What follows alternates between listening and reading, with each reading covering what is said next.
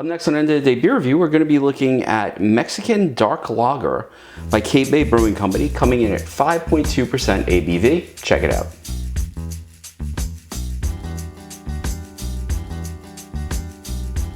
Hi everybody, it's Rich. Welcome to End of the Day Beer Review, and today we're going to be looking at Cape May Brewing Company's Mexican Dark Lager, and this is coming in at 5.2% ABV. Now, Cape May Brewing Company is actually a bigger brewing company down the south of the Jersey Shore, and it's actually right near the Cape May Airport. Nice place to go and visit, have a drink, all that kind of stuff. And they put out a lot of different beers. This one is actually, it's the first time I've seen them put out a Mexican dark lager, so I wanted to check it out. Now, it does say here, brewed and canned by Cape May Brewing Company, Cape May, New Jersey. And it also says, introducing our Mexican dark lager, a meticulously crafted beer brewed with flaked corn, Vienna malt, and a hint of midnight wheat, resulting in a clear and bright brew with a deep amber hue. We'll see when we open it.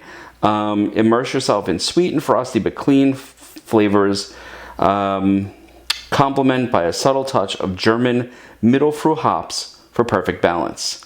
With its irresistible drinkability, this lager promises a delightful experience with every sip. So let's crack it open, see what we get. Now, had to resist the urge because I did get some on my finger, not to try it out. Let's give it the pour. And trying not to screw up the pour entirely here. All right. There we go, that's not bad. Now, it is an amber, sort of a dark amber color. It actually reminds me more of, color-wise, I mean, sort of a dark Oktoberfest, but I sort of crapped the bed on that last bit of pour. So we got about 3 fingers of head there. Not sure if that's actually what you would get if you poured it without getting a little too ahead of yourself. I am using my trusty Guinness glass, and let's see what the nose holds.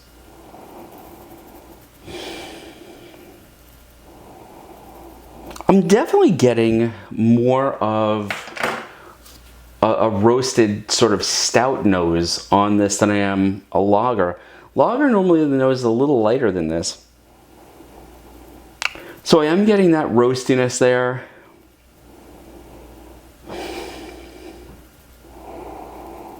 I'm not sure what else. It's just a sort of a generic sort of roast nose to it. Not bad by any means. Just, you know, I'm not really getting anything else out of it. Might as well give it a taste.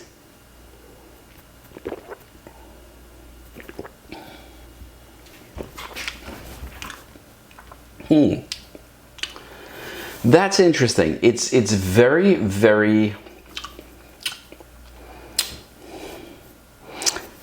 you know, I've tasted this before.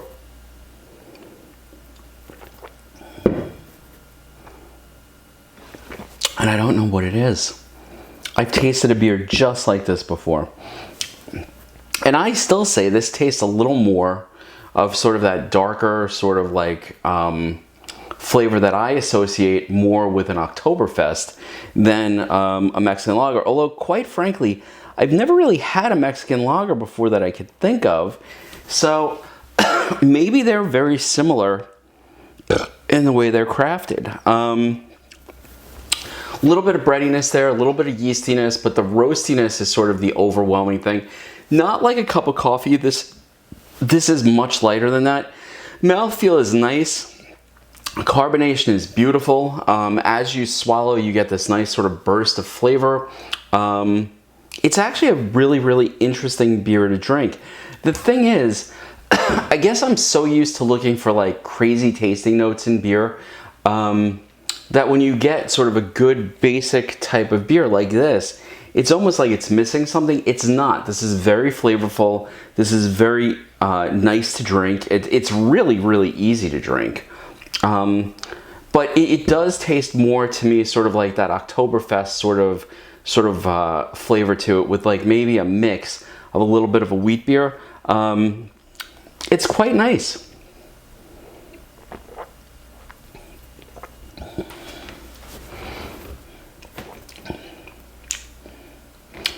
It's gonna sound really weird. It also tastes like an older beer. And what I mean by that is not old like it was made a year ago. I mean like it tastes like beer that I had when like my uncle gave me a sip of a beer when I was like 6 years old. So it has a very classic sort of lager taste. By the way, do I remember that it distinctly? Like, could I give you tasting notes from when I was 6 years old? No. But for some reason, this one is really sort of triggering that sort of memory associated with aroma and taste. And it tastes like a very classic lager. Now, what makes it a Mexican lager? I'm not exactly sure. You know, it says brewed with flaked corn. I'm not getting any particular sweetness. Vienna malt. The maltiness is there. It's very nice. A hint of midnight wheat, which I'm not sure what midnight wheat is, but it sounds cool.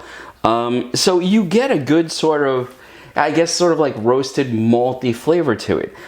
Is this beer going to change the world? No. Is it a very good beer? Yes, it is. It's quite good. It's very drinkable. It goes down easy. It's refreshing. With that said, would I buy it again? Yeah, I would. I would. But it does remind me, like I said, more of an Oktoberfest style beer. Now, that doesn't mean Cape May Beer Company missed the mark with it.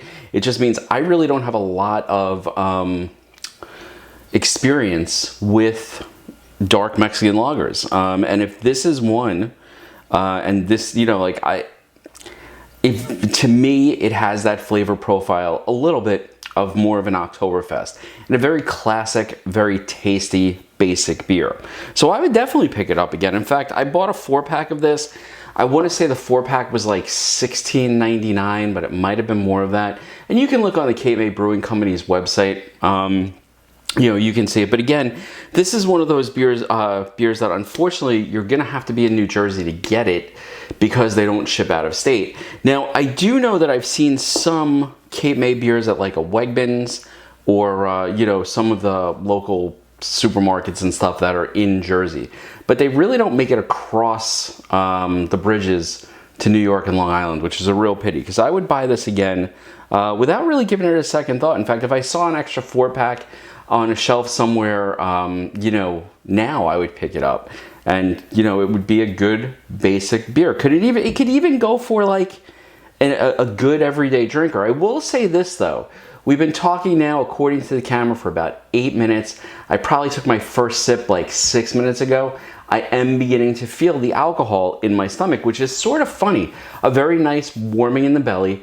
But when you consider like how sometimes we'll pull a stout in this bar that's like 17% and you can't taste the booze, it is a little surprising that a 5.2 would sort of begin warming up the belly so, you know, so much into just the beginning of the beer. I will tell you this, it is also a really, really beautiful color. This is a good, you know, brown. This has good body to it. It's a very tasty beer.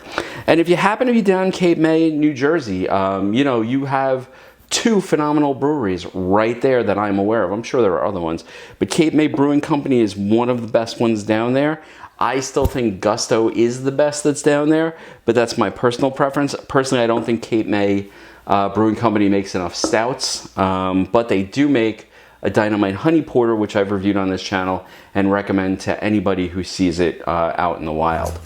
Anyway, folks, I'm going to sit back and really enjoy this sort of new style of beer. And quite frankly, if this is what a Mexican dark lager tastes like, it's something I'm going to be looking for in the future. Anyway, folks, I'll see you next time on End of the Day Beer Review. Cheers. Hey, if you like the review, hit that like button, subscribe, throw a comment in there, maybe even hit that notification bell so you know when the content is coming out. And I'll see you next time on End of the Day Beer Review. Cheers.